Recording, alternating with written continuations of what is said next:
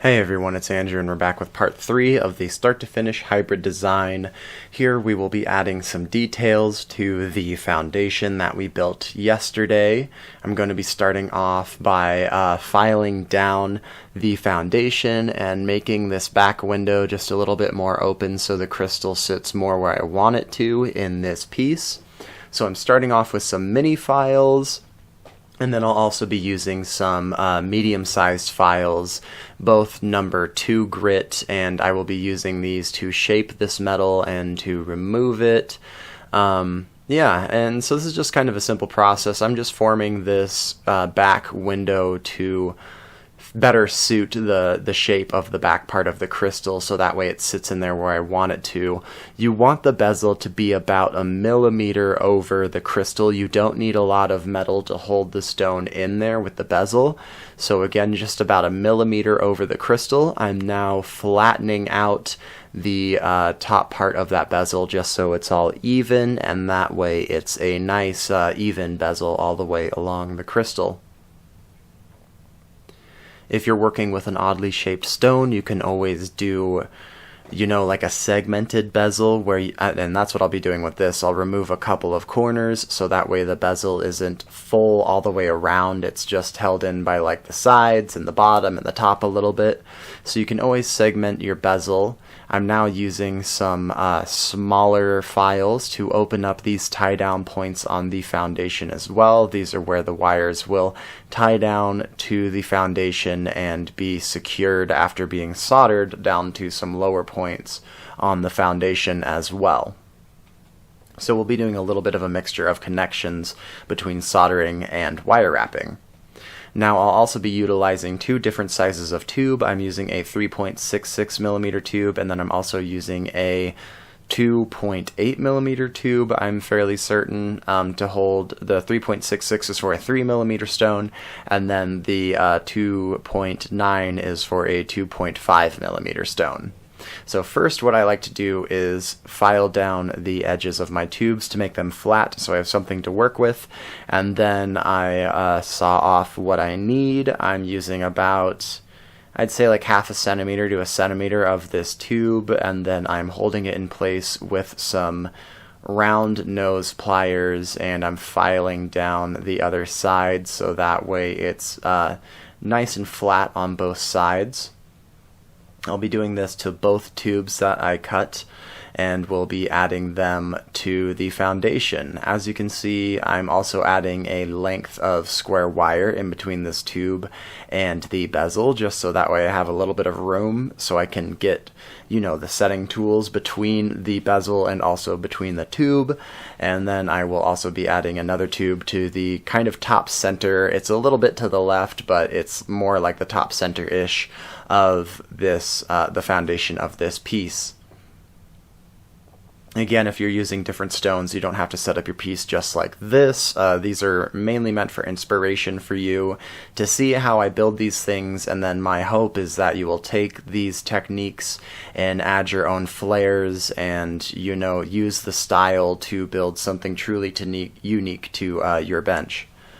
And so I'm just running some solder through. I'm using medium solder to fuse these all together. And now we're ready to add some details to this. I am using a coil that I built with 26 gauge, 30 gauge, and 21 gauge square.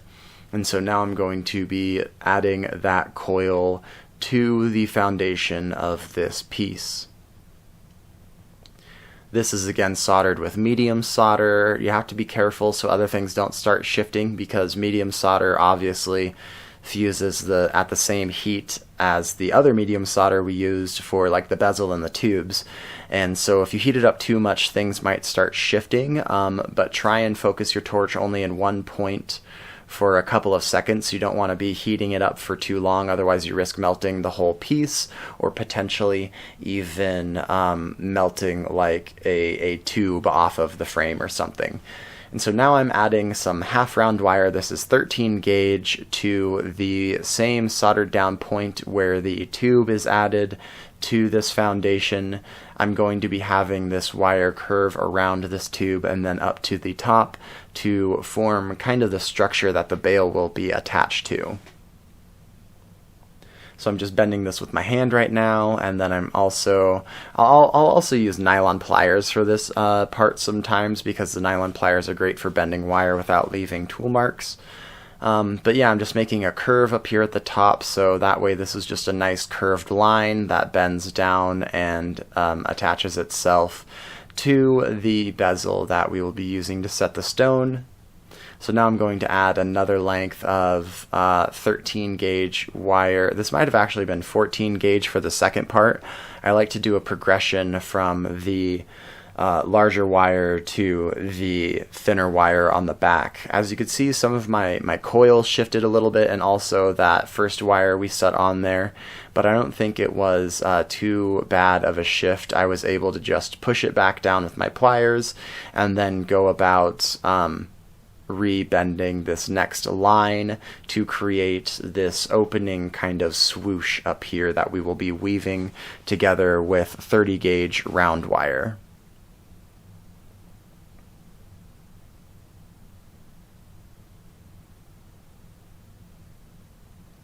And now I'm just bending that with my fingers just to finalize the last curves.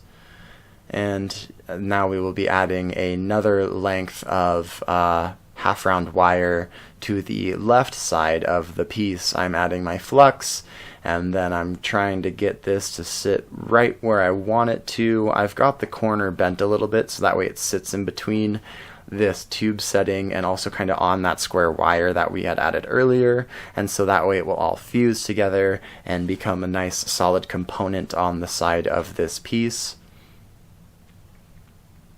There's obviously going to be a lot of cleanup on this piece after we're done fusing it all together and building the foundation for it.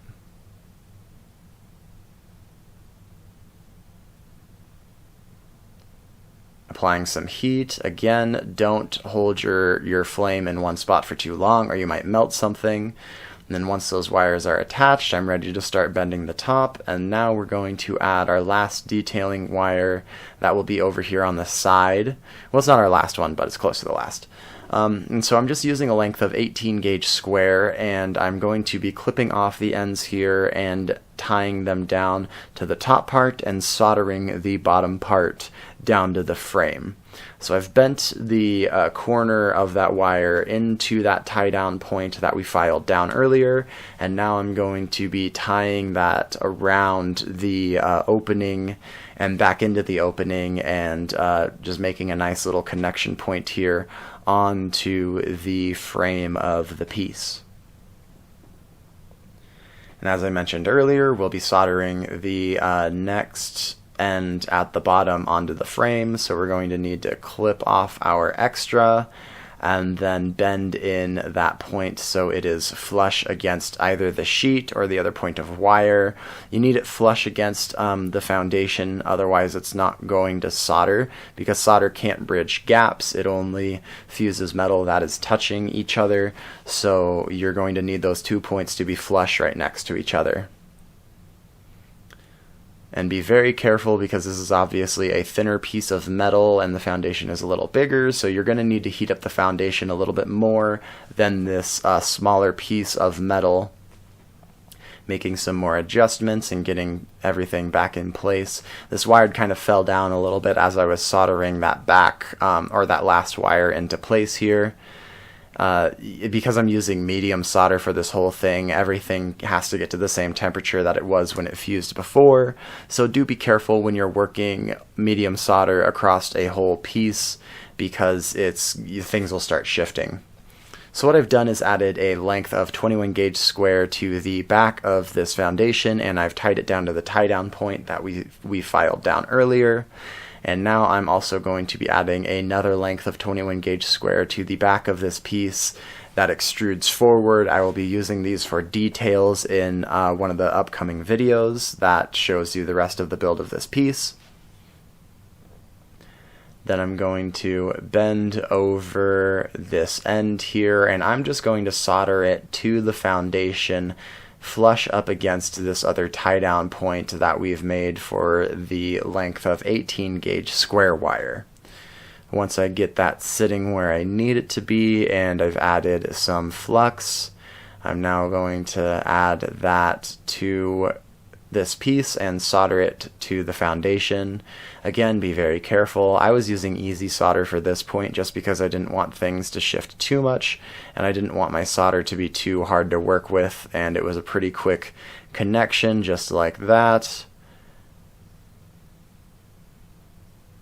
Add just a little bit more there, and once it fuses all together, it was very stable and ready to go. So that was adding the detail wires to this piece. Next will be the cleanup of this base. We're going to let this sit in the pickle pot overnight and then come back to it the next day. You might have seen this piece already released on social media. It is finished, and so this has all been kind of like pre-recorded, and now I'm editing it and sharing it with all of you all. So please let me know what you think of this video. It's going to be broken down into a couple of different parts because cleaning up these foundations and stuff, it just takes a long time to build these pieces. So thank you all so much. I hope you enjoyed this video and have a wonderful week.